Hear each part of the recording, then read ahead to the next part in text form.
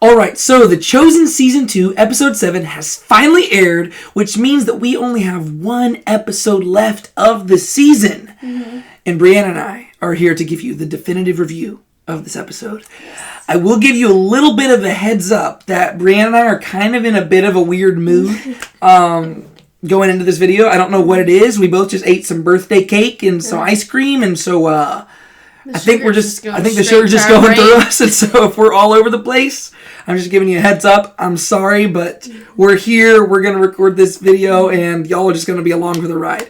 Before we start talking about the episode, though, be sure to like this video, subscribe to the channel, turn on the notification bell, and definitely comment below. Let us know what you thought about this episode, what your favorite scene was, anything you just thought about it. We like talking with you. We like interacting with y'all. Please let us know what you like about the show. I love getting to know y'all. I want that to happen.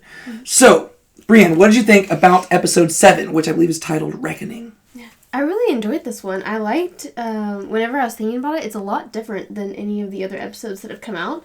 And I think what I liked most about it was how much scenes they had with, like, the Pharisees. Because it shows all of the behind-the-scenes things that you don't necessarily get in the Bible itself. Mm-hmm. And so, kind of elaborating on the story and getting to see all the behind-the-scenes, I really enjoyed that. Mm-hmm. So that was cool. It was a cool, like, twist spin on the take of the story. Yeah, that's been something that I've noticed as the show has progressed more and more, especially in my episode breakdowns, which you can check out by going to this channel and going to our Chosen playlist. I have in-depth episode breakdowns for every episode of the show. In those breakdowns, though, I've noticed that really the Pharisee storyline has been the one that's been most intriguing to me, because I've really liked how they characterize these guys to where you see that there's different people landing in different places. Mm-hmm. Some of them, none of them are outright supporting Jesus, but some of them are beginning to see that there's a little bit more going on than just trying to honor God. Mm-hmm. Whereas other ones are just going full out political and just trying to tear Jesus down. Mm-hmm. And so, kind of like you're saying, I like the organic development they have going on with that storyline, and I think that has been one of the most intriguing parts of the show to me. Yeah. Mainly because we don't see that behind the scenes look at the Pharisees in the Gospels. We just get to see little snippets to where it's like, okay, right at this point, at the beginning of Jesus' ministry, they're kind of just questioning him. Mm-hmm. Okay, now they oppose him, now they want to kill him. Mm-hmm. So we get to see the result of it, but we don't get to see how they got there. Yeah. And so that's been really nice. Yeah, the conversations with each other. You just see confrontation. Yeah, but I would also agree with what you were saying, that this is a very different episode than any of the other ones we've gotten. Mm-hmm. Not just because there's really nothing inherently from Scripture in this episode, because we've had a few episodes like that. Right. I mean, the beginning of the show, really the first 3 episodes, nothing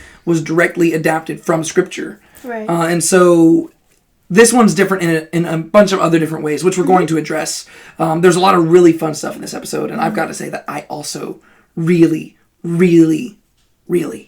enjoyed this episode. Mm-hmm. I thought it was a really good humdinger of a time. And so I enjoyed it. I'm excited to talk about it. And so I actually just have a list of just little bullet points here that we're going to go through. Just little things to talk about. This isn't going to be an exhaustive review. We're not going to talk about every little thing you want to talk about. Mm-hmm. Feel free to mention those in the comments. But we're just going to talk about the stuff that kind of stuck out to me. And I'm going to get your opinion on it. I'll share my opinion on it. I'll probably ramble on a lot longer than you. And I'm sure people will complain about that in the comments. But I tend to do that. What can I say? He gives me my time to shine whenever I want to speak. Don't worry. Don't worry.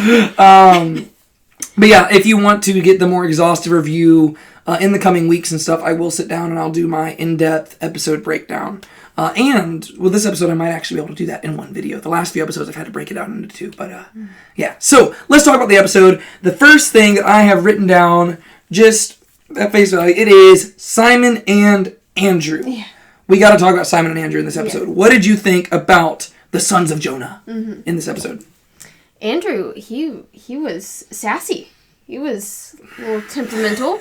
I didn't even realize it until at the, well, no, not him itself, but at the end of the episode, whenever Dallas was talking at the end, he was talking about how their roles kind of flipped. Mm-hmm. I was like, you know what? That's actually true. Like, because usually Simon is the one who's like on top of everyone and like not really agreeing with most people, but this time it like completely flipped, and I was like, that's true, it really did. But yeah, he was getting mad, especially like whenever they were in the boat Yeah. He was intense. Yeah, no, Andrew was very intense this episode, something we haven't seen from him. Yeah. And I think it was actually the boat scene where I started noticing what Dallas mentioned at the end. The idea that they flipped. Yeah. Because there's a lot of things that Andrew's saying where Simon's like, Andrew, aren't you the one who told me that he's the Messiah? Yeah. And then Andrew, like, you don't have to come to his defense. And Andrew's like, oh, says the captain of coming to his defense. And Simon's like, yeah, I get that I did that, but I'm learning. And so it seems like they're kind of addressing the fact that they're in different positions here. Yeah. I thought it was really good. I don't know. Andrew's kind of so far been the, like a few episodes ago, I was saying he's kind of the comic relief. Yeah. Where he would just make little jokes here and there. Like, what was it? In episode, these are all bleeding together. I think episode 4 it was. Whenever they're all going to go into Jerusalem, and they're trying to pick who's going to go, and Andrew's like eating, he's like, ooh, pick me. Like, Andrew has been this kind of comic relief character, not over the top, but he's been a very lighthearted character, and been very kind of mature as a disciple, because he kind of had the background of following John the Baptist and stuff like that. But the events of the last episode, where John the Baptist was taken into custody, we saw in that episode that really shook him up. And we see the ramifications of that in this one. Like, everything is, like, falling in on him. And he's being conquered and kind of overcome by fear, which Jesus addresses later on. But Andrew just, like, has this thing where fear is, like, petrifying him. And he thinks that the only thing he can do, the only way he can really cope with all this, is by trying his best to protect Jesus. Yeah. So rather than allowing Jesus to lead, and rather than just being a good student... He thinks the best thing he can be as a student is actually by disobeying Jesus' orders and doing whatever he can to keep Jesus safe. It's almost like Jesus is his security blanket, which Jesus should be, but in a different way, in an unhealthy way, where he thinks that he's the one responsible for Jesus' well-being. And it really freaks him out, and he's very intense in this episode. I loved seeing that, though, because it was like, whoa, like... different side. It's jarring. It makes you feel... like you're part of the, like, you feel the tension. Yeah. Because this is a guy who's usually so calm, and, like, really the major emotions that we've seen from Andrew have been excitement for Jesus. Right. Other than that, Andrew's kind of just been, like, this very kind of calm and, like, thoughtful guy throughout the whole show. The only times we really seem to get excited I can think of is in episode 4 of season 1. Whenever... he comes in and tells, like, Simon, we found the Messiah. Like, I've seen the Lamb of God who takes away the sins of the world.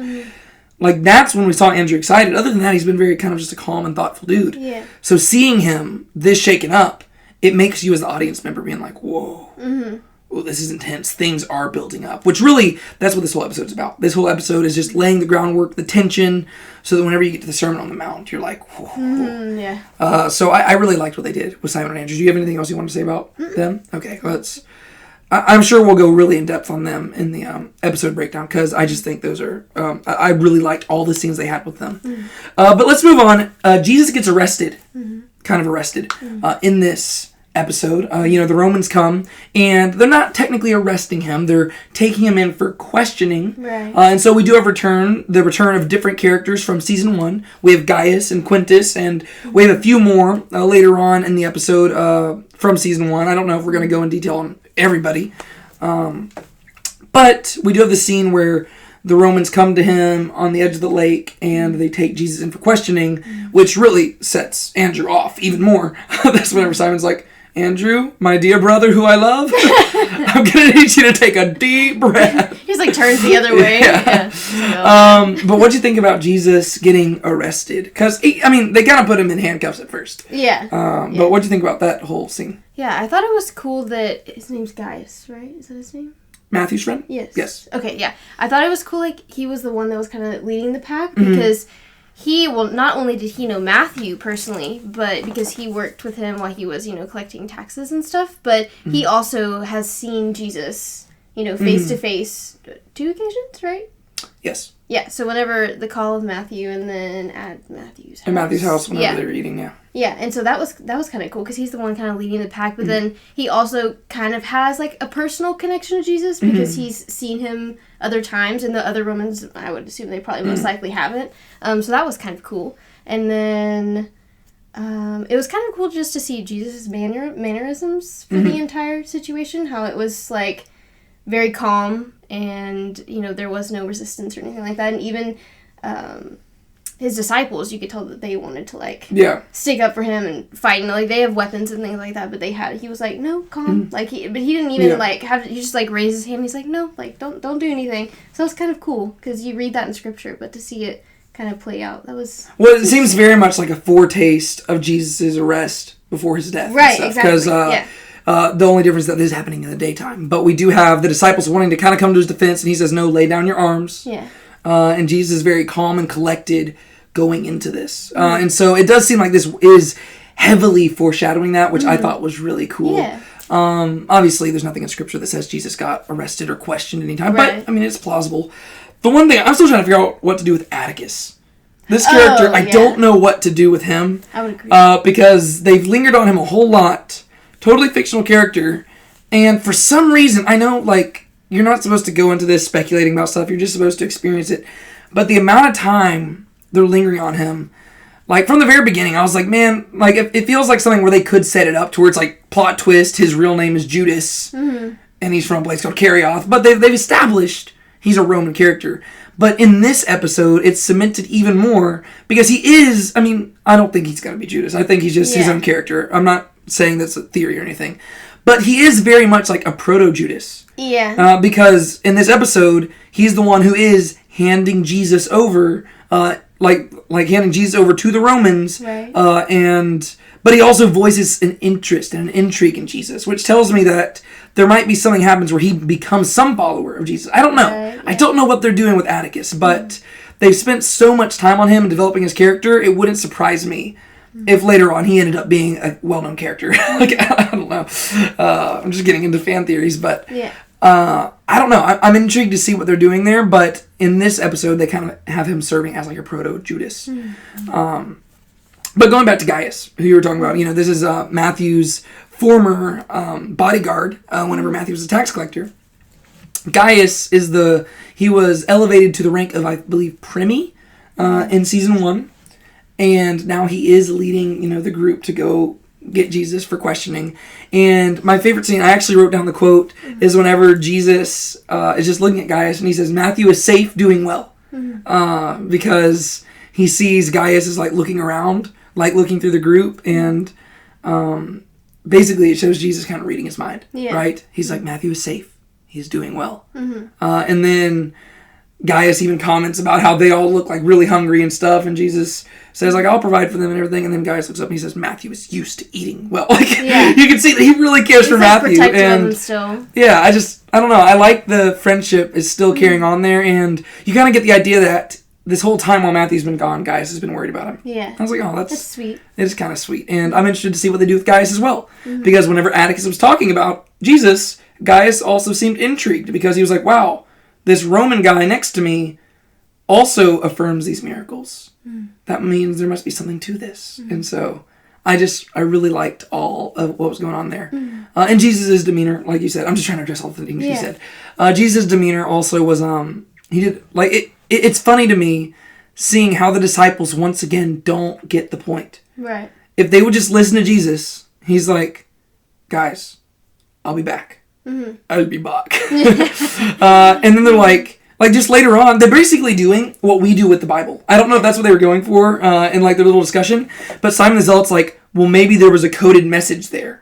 And maybe when he said, I'll be back, he actually meant the exact opposite, and he was telling us to come break him out and start a war. Yeah. And people were like, they're like, well, maybe he just meant what it says. And I think that's what we do with the Bible a lot. Yeah. You know, people are just like, oh, so this is what the text says, but I think really it's a coded message that means the opposite. And you're like, whoa, hold up.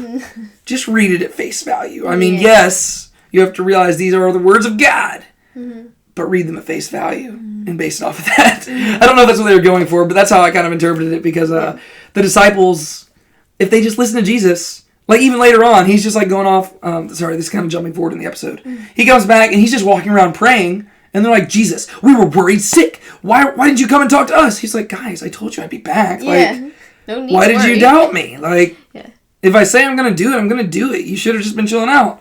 So you're saying that you didn't believe what I said and you didn't plan for the sermon? Maybe just trust me and do what I said while I'm gone. Like, come on. But I like that because I also relate to it in a way. Sometimes it's like, God says something and I'm like, okay, I hear you. I'm going to interpret that differently and do my own thing. Unfortunately, that's how we tend to work. But Jesus is arrested. He's taken in for questioning. Yep. And then we get to see how the disciples react to this. And the next thing that I have written on my notes is mudslinging at the campsite. Because things start getting vicious between all the disciples. What'd you think about that scene? It was an intense scene. You know what I'm talking about. Yeah. What'd you think about that scene where they're all in the camp just lashing out at one another? Yeah, that was crazy. I told him whenever we were watching it, it was like a pinball machine, or like when you're watching like a tennis tournament and you're going like back and forth. It was just like one after the other, and they were just like exposing like everyone. Everyone was just like bashing on each other. It was crazy. But I mean, that kind of shows whenever, which I mean, I think that's a testament to a lot of us too. Whenever you're like put under pressure and in a situation that you like don't like, it's easy to like point fingers at other people or try and like blame other people or expose other people to try and like make yourself feel better, or to like just in the heat of the moment you don't really think of what you're doing. And I think that was one of those things, because like Jesus is just arrested, all of them are following him. It's like they put their trust in him, and now they're like, oh my gosh, what's going on? What are we supposed to do? They're trying to control the situation. Now they're all mad. They're like, temper's way up here. And so it was crazy. And it's maybe even funnier whenever you realize that they created this entire problem for themselves. Because they literally so calm. He's like, just trust me. I'll be back. Prepare for the sermon. It'll be good, And all of them, like, the minute he leaves, are like, oh my gosh, it's like chickens with their head cut off. They're just like... The entire argument was built on this false premise, but it also shows the effect we have on one another. Andrew comes in, he's freaking out, and just, it fuels it, So if one person, like, if you're already nervous, and then somebody else is extremely anxious... Well, now your nerves just got worse. And then somebody else comes in, they're freaking out. Well, not everybody's freaking out. So basically, you build off one another. Right. And Philip was probably the most level-headed one. Because he's just going to be like, guys, calm down. Let's just stay here. And Philip, once again, he consistently demonstrates that he's a more mature disciple. He spent a long time following John the Baptist. And so he learned a lot. And he also has more experience with his rabbi being taken into prison. Or being taken into custody or whatever. But... man, nobody was safe. Well, little James and Thaddeus, they're pretty much good to go. They're pretty safe pretty much the entire time. They don't do anything wrong, so they're fine.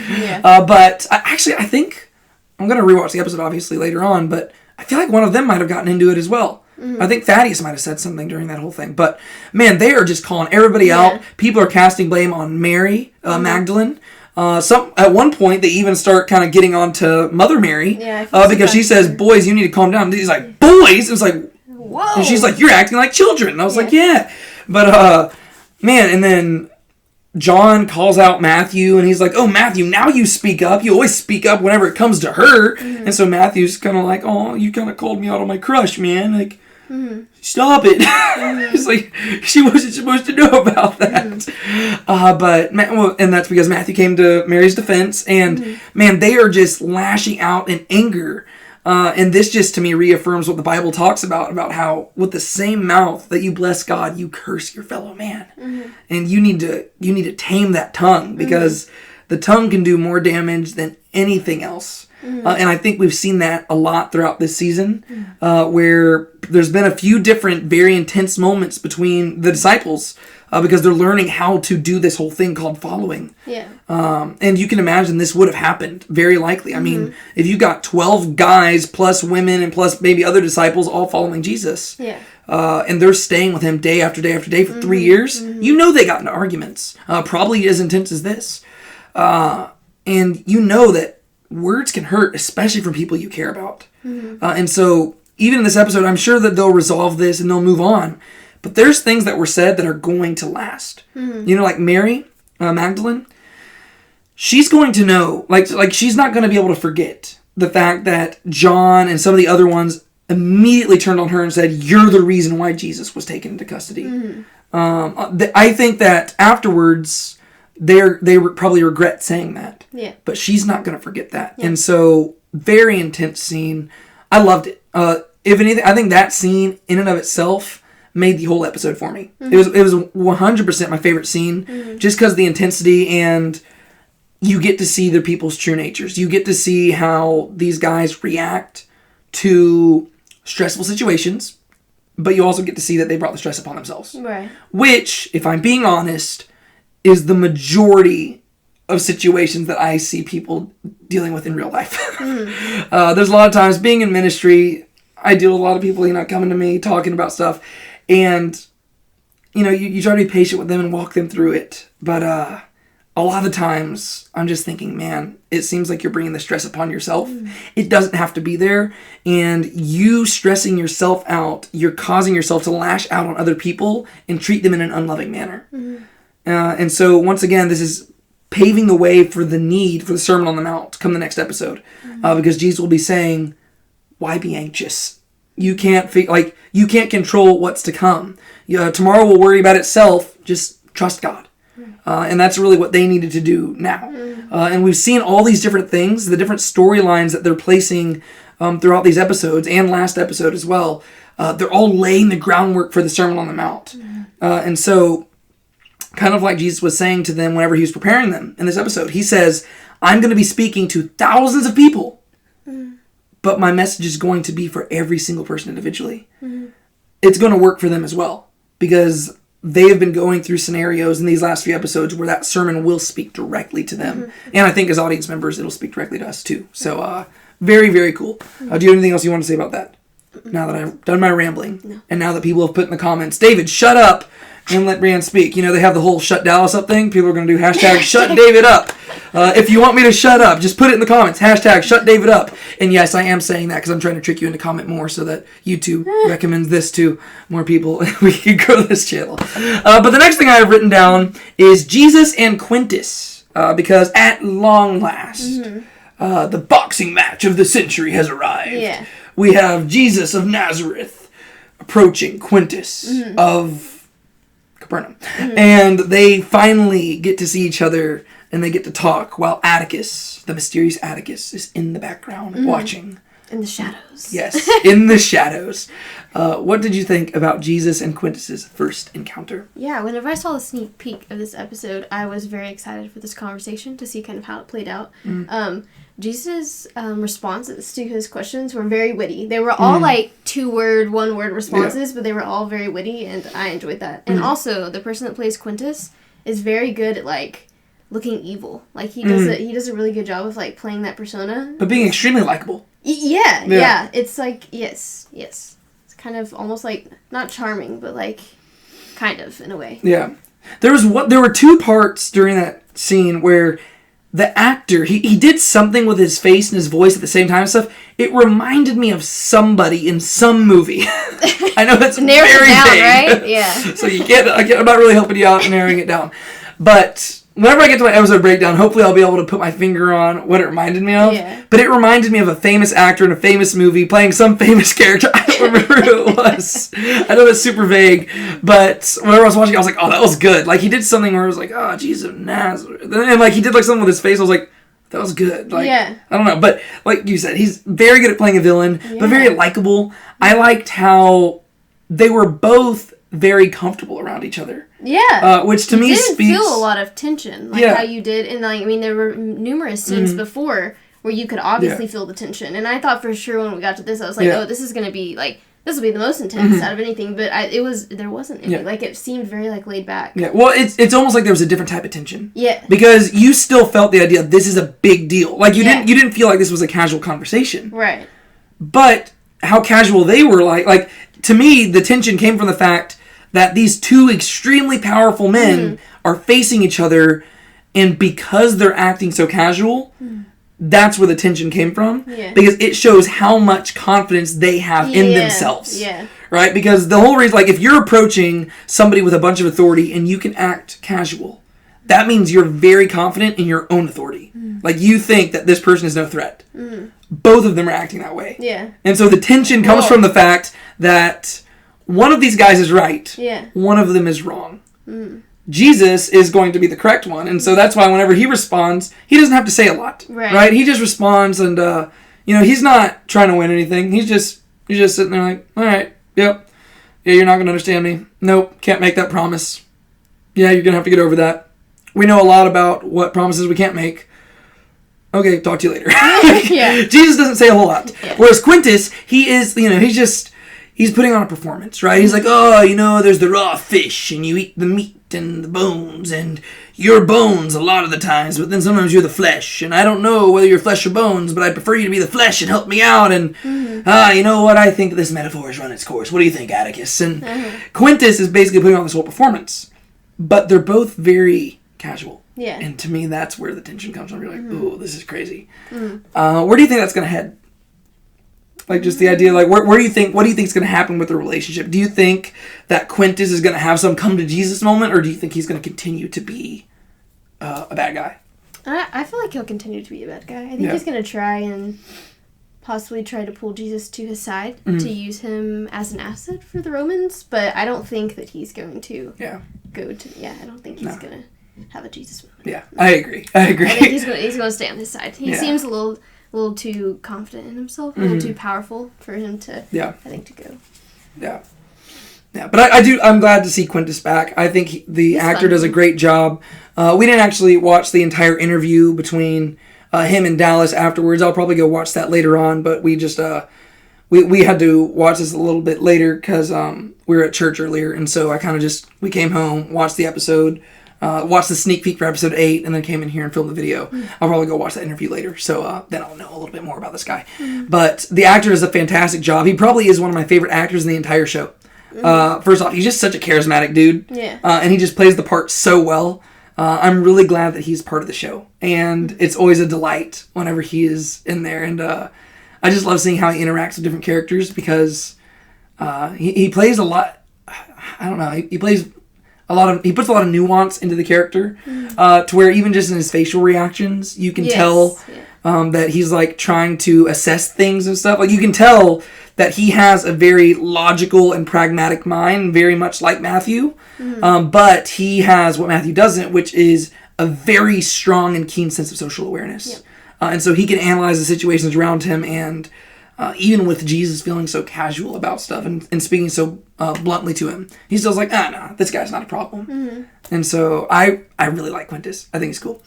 Next thing. This is the next thing I have written down on my notes, and it is simply Yussif is a bro. Because we do have Yussif return. Yussif is the student of Nicodemus from season 1 and the former colleague of Shemuel, who is traveling around with Yanni in this episode trying to take down Jesus. What did you think about Yussif in this episode? I agree that he's pretty cool. You agree that he's a bro? Yeah, sure, yeah. You call Yussif your bro? Sure. Yeah, me and the boys calls Yussif my bro. Oh, gosh. Yeah. What'd you think about him, though? Like, did you like what he had going on there? His interactions with Shemuel, his interactions with Andrew and them? What'd you think? It was cool. I mean, I don't think I have anything too notable.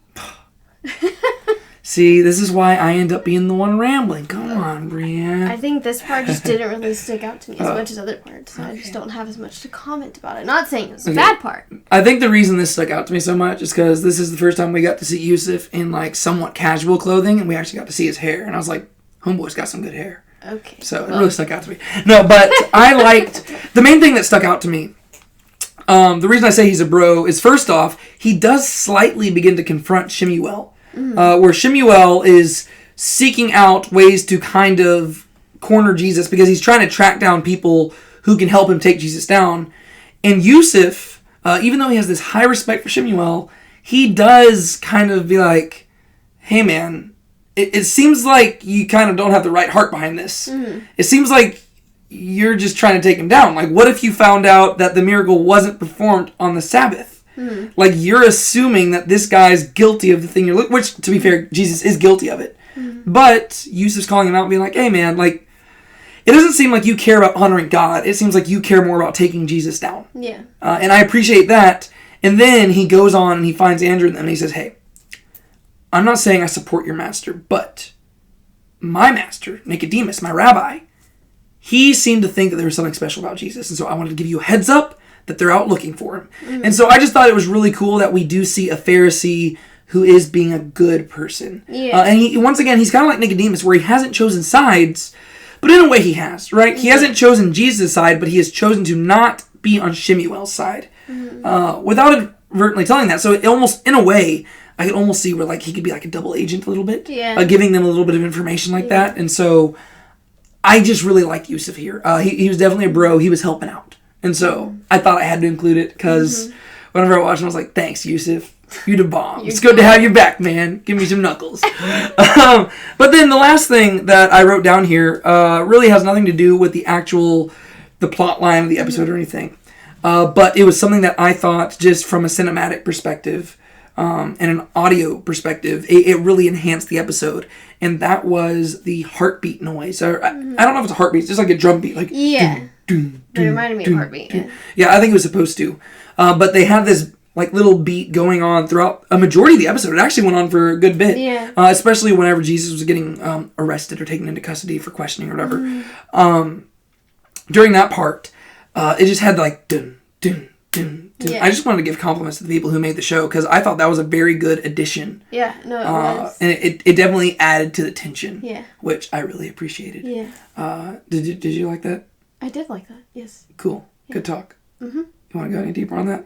I don't know if there's anything deeper to say. No, I mean, it just reminds me, like, like a lot of times if you get, like, super nervous and you can feel like you can, like, feel your heartbeat, like, in your throat or, like... Yeah. That's what it kind of reminds me of, where you can almost audibly hear your own heartbeat whenever you get really nervous because of the tension. And I was like, oh, that was smart. Well, fun fact, whenever I was watching the episode, I actually was mistaken. And I heard that noise, and I was like, wow, this show is affecting me so much. I think I can hear my own heartbeat. And then I was relieved to find out, whew, that's the soundtrack. I'm being facetious. I'm just joshing with you. Like I said, I'm in a weird mood tonight, guys. I'm sorry. But final thing that I guess we can address, this might be a little bit of a shorter video unless I can manage to ramble a little longer, which I probably can do, because you know me, I can ramble. But at the very end of the episode, Jesus does come back. Andrew and Philip are still gone. Because, Philip went with Andrew to try to calm him down and just be with him so he doesn't do anything too rash. But Jesus does come back, and the disciples are not happy with him. They're like, hey man, where were you? You were supposed to check in. They're kind of acting like they're acting almost like a parent. Whereas Mary kind of just trusts Jesus at this point, like his actual parent is like, oh hey. And they hug each other. And Jesus does say one thing to them, which I'm going to address. But the very end of the episode actually does end with a moment from Scripture where the disciples do ask Jesus, teach us how to pray. And that is something that is from Scripture. In the Gospels, they ask Jesus, how do we pray? And he says, when you pray, pray like this. Our Father, who's in heaven, hallowed be your name. Your kingdom come, your will be done. They're going to stop there because that's where it stopped in the episode. Because Jesus also teaches this prayer in the Sermon on the Mount. And so we will get more of that later on, I guess. But before that was my rewind noise, in case you're wondering what that was. I don't just randomly jump into noises. Actually, I do randomly jump into noises. But in videos, my noises are intentional. And that was my rewind noise. But at the, right before that, Jesus kind of rebuked them a little bit. Because they were getting on to him. And they kind of were speaking a bit disrespectfully. And so he kind of puts them in their place because they're like, hey, you should have checked in with us. Like, why did you not check in with us before you started praying? And he's like, okay, let's just hold up here real quick. And he kind of starts walking through them and says, y'all are going to have to get used to some stuff if we're going to make this work. I told you to trust me. You didn't trust me. I said I'd be back and you needed to plan stuff. And then he says this, you can't just shut down in fear. What will you do when I'm no longer here?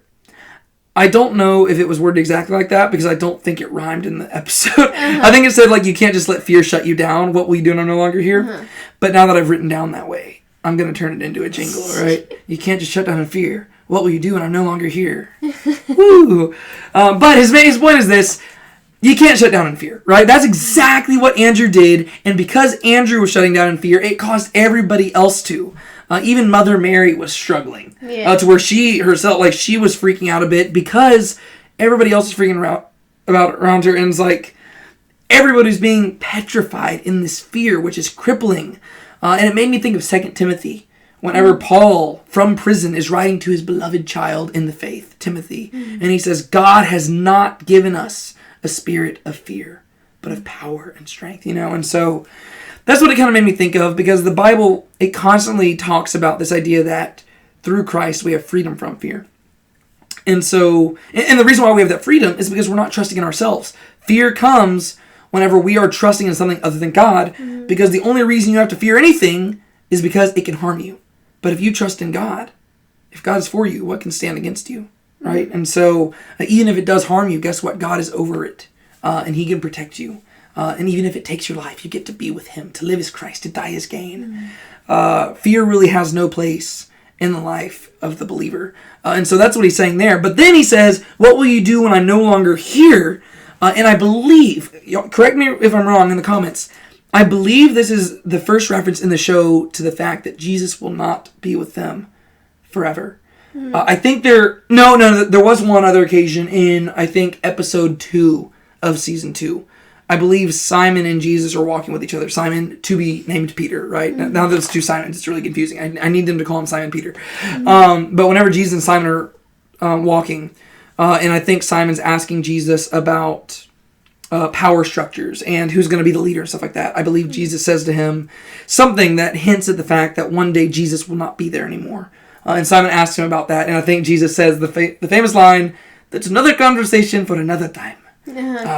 And we had a very similar line to that in this episode. Yeah. I think he's talking to Gaius. Yes. Whenever they were coming to arrest him. Yeah, I don't remember exactly what Gaius had said, but he doesn't say the exact line. He just says, "We'll talk about that later," right? And so, yeah, but this right here is where Jesus does say, "What are you going to do when I'm no longer here?" Which to me, if I'm the disciples, I'd be like, "What do you mean when you're no longer here?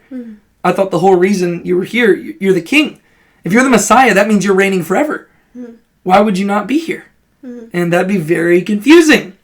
And so I just thought that was a very interesting way to kind of end the episode. And then we go into the, the prayer, like the Lord's Prayer. And so, good end to the episode. Good episode. Do you have anything else you want to say about this episode at all? Just stuff that stuck out to you? Anything? I will say I liked... whenever they were coming to arrest Jesus, and Gaius and Jesus were talking with each other, and he asked, "Can I say goodbye to my Eva?" And so he looks at Gaius, and Gaius ponders for a second, and he's trying to think, and then he looks over at Jesus' mother and kind of looks back at him. He's like, "Yes, you can." And he goes and gives his mom a really big hug and embraces her, and then he willingly lets them arrest her. And then after that, as he's being taken away, it pans to her, and you see her face is really hurt, and she kind of just holds herself. Yeah. It reminds me, I don't remember exactly what verse it is, but whenever it talks about how Mary pondered the things and treasured them in her heart, it kind of reminded me of that, because you could see on the inside how she was hurting as she's looking at her son, but she knows well, he has a bigger purpose for being here. That's my son, but he's also the son of God, And so... Yeah. It also made me think, that same scene makes me think of, now that you mentioned it, I was thinking of it ahead of time, but now that you mentioned that, it makes me think of, in the Gospel of Luke, whenever Jesus is still a baby, there's this guy who prophesies over Jesus to Mary,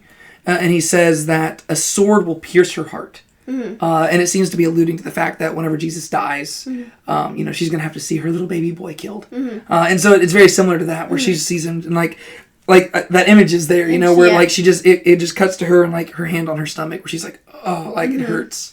But even shortly before that, the thing that stuck out to me is whenever he hugs his mom, the actor who plays Gaius makes a face. To where it's he realizes this guy has a mom. What are we doing? We kind of came over here just kind of viewing him purely as a threat. But he just wants to say goodbye to his mom. And to me, I think that was something intentional by Jesus. Yeah. Not only to comfort his mom, but also to send a message to Gaius. But sorry, I kind of cut you off. Did you have anything else you wanted to say there? No, that was it. Okay. Oh, and then there was the one part also between Jesus and his mom, whenever it was just them two talking and the disciples weren't near, and he asked about she mentioned something about her father, and Jesus was like, "Which one?" And they both kind of chuckled. That is from the episode preview for episode 8. Oh, JK. Brienne. Jeez. That was funny, though. Spoilers. I enjoyed that. Okay, well, if we're talking about this episode, then. If we're talking about this episode, I also liked the very last scene with Matthew, whenever Oh, Jesus I forgot that's how the episode ended. That was like that was one of my favorite scenes when Jesus goes into the tent and is like, Matthew. Yes. And so he wakes him up and he's like, don't wake anyone else up. And he's like, I have some things for the sermon and I want you to come and write them down. I thought that was so special. I totally forgot. Yeah, that's how the episode. I thought the episode. Scene. Yes, I thought the episode ended with the Lord's Prayer. No, it totally happened. That was a great scene. Yeah. Because Matthew wakes up and he's like, okay, what? Are you in trouble? Are you in harm? Yeah. And it cracks me up because immediately Jesus is like, I need to organize this stuff, and Matthew's like, I'll grab my writing utensils. But then he's like, Jesus, wait, does this have to happen tonight? And then Jesus says, the time has come. Yeah. Boom. And then the chosen stuff. But I liked that because Matthew. I totally forgot about that. That's crazy. You can see how much the other disciples, they still really haven't warmed up to Matthew yet. Matthew's my favorite. Yeah. But the other disciples, that they still aren't really much of a fan of him yet. Yeah. And so I think that's kind of cool to see the relationship and Jesus, kind of take him under his wing. He's like, no, you were, even though they might not take you in right now, you're still special and I need you to come do this for me. And then also it shows how the Sermon on the Mount's written in Matthew. So that's kind of cool how that connects too. Yeah. And to go back to the episode 8 preview, which you spoiled a second ago, it does seem that the disciples will not like the fact that Jesus went and got Matthew. Yeah. Because they were like, why does he always get Matthew? Yeah. And I was like just thinking about it, I was like, does he always get Matthew? Are there other places where, I don't know, we'll see. I guess maybe because he sent Matthew with... Even though technically Matthew's the one who came. He was like, I'm going. Yeah, but that's true. I don't know. We'll see. It'll all play out. But that being said, there was an episode 8 preview. We obviously saw it, and Brienne really liked the line about Jesus' dual fathership. So that's funny. I guess we'll talk more about that line when we get to the episode 8 review. But we have officially made this video longer, and so there you go. I think that's a good place to kind of wrap up, so this isn't too long. If you do want a longer video covering this episode, I will come out with that in-depth episode breakdown at some point within the next week or next few weeks, hopefully before the season finale airs. We don't have a date set for that, but usually I try to get these reviews, the breakdowns done before then. And so, that being said, we also have an entire playlist where you can check out all that other stuff. So be sure to do that. Like this video, subscribe to the channel, turn on the notification bell, do all that stuff. Click all the buttons except the dislike button. Don't click that one. That's a bad button. You don't want to click it. I don't want you to click it. Nobody wants to click it. Don't click the dislike button. Just click the like button. And then comment below. Talk with us. I want to talk with you. I want to get to know you. My name's David. My name's Brienne. And this has been Let's Be Honest About Movies. Be sure to keep a smile on your face. Don't let anybody steal your joy. God bless. Talk to you later. Shabbat Shalom. It's not even the Sabbath. I'm just saying random stuff at this point. You're going to have to wrap this up for me or else I'm just going to keep talking. We'll see you guys later. Bye. Now it's time for some bloopers.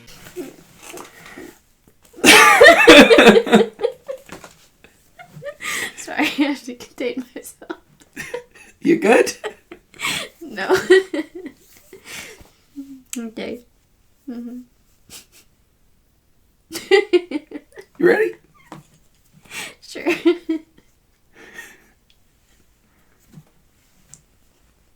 Go on.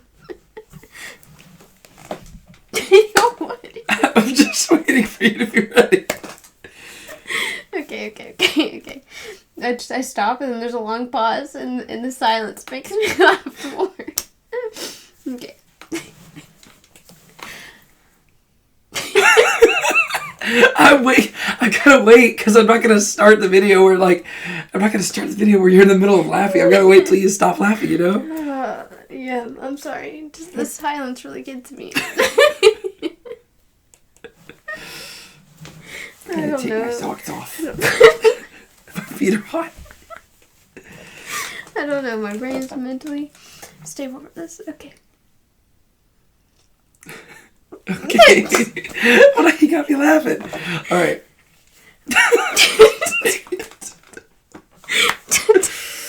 No, you have me then. If you laugh, then I'm definitely gonna laugh. Get together. I'm sorry. It's game time.